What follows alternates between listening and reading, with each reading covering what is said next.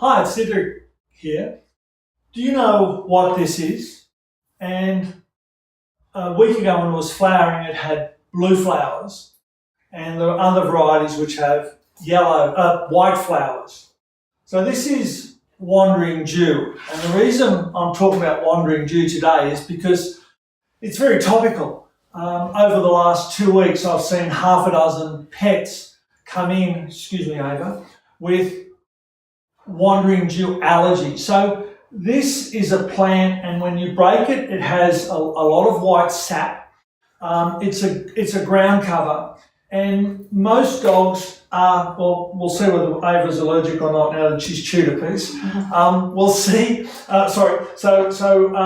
When dogs come in contact with it, and because it's a ground cover, the contact is in the poorly haired and hairless area. This causes a severe contact allergy. Most pets that come in with a wandering Jew allergy, if I ask the owners on a scale of 0 to 10, with 10 being incessant and not being not at all, at what level is your pet scratching at? Most of them will say 7, 8, or maybe 9. And when clients answer with those sort of numbers, there's not many things that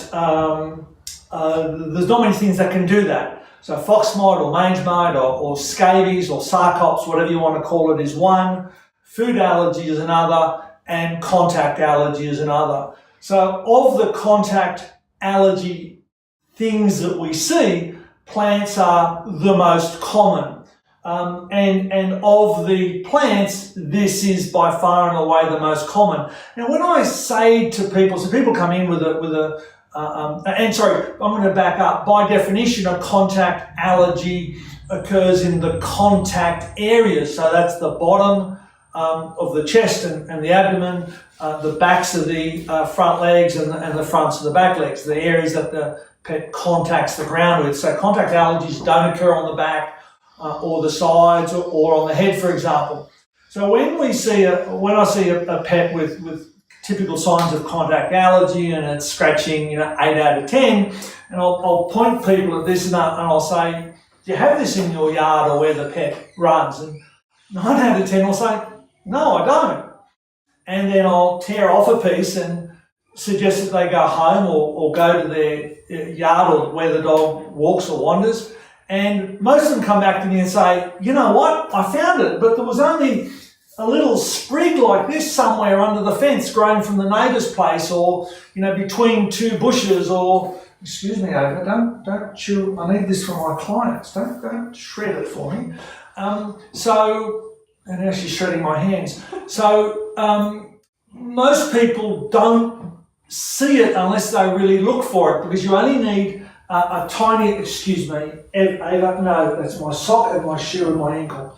So you only need a very small amount to cause a contact, and you only need to cause a contact allergy, and the dog only needs to get into it once a week or something like that. It's not as if the dog has to get into it again and again.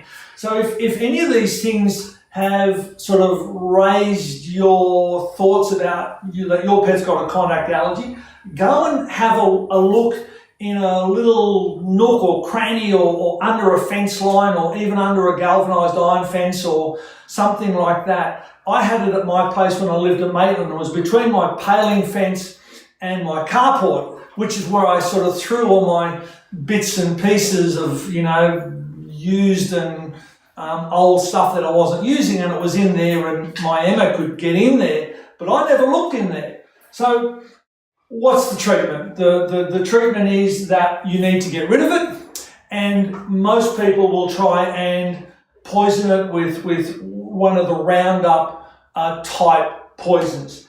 And I'll tell you what, that is not going to work.